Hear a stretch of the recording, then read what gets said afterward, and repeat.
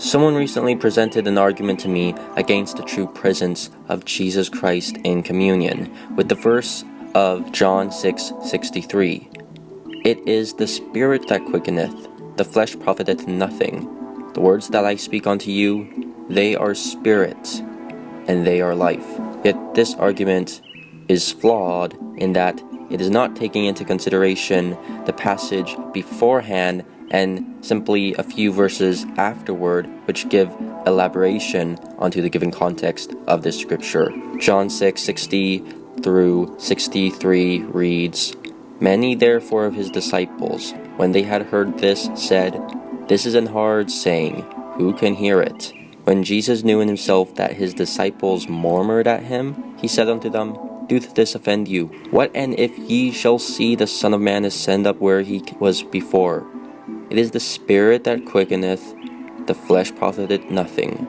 The words that I speak unto you, they are spirit, and they are life. The word of the Lord. The flesh profits nothing, as many of his followers left, and even of his 12 disciples, murmuring at it, after his teaching of communion being his body and blood. You see, the Spirit quickeneth and the flesh profiteth nothing. This passage was a conclusion to the entirety of the chapter, of everything stated beforehand. So we must take into account the entire chapter of John 6 is as stated by Jesus. He says, What then if ye shall see the Son of Man ascend up where he was before? Referring to the ascension of Jesus into heaven. And except ye eat the flesh of the Son of Man and drink his blood, ye have no life in you. Referring to communion.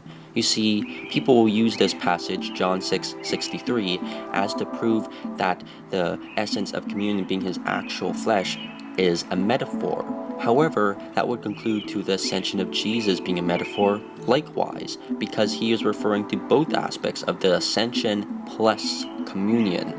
So, you see, you can't choose one or the other. You can't say, well, the ascension is literal as it's the heart of the gospel, whilst communion is a mere symbol, because the essence of John 6:63 is referring to both the ascension and communion. You can't choose one or the other, and clearly it's heretical to state such a thing that the ascension is a metaphor as it is an aspect of the very heart of the gospel.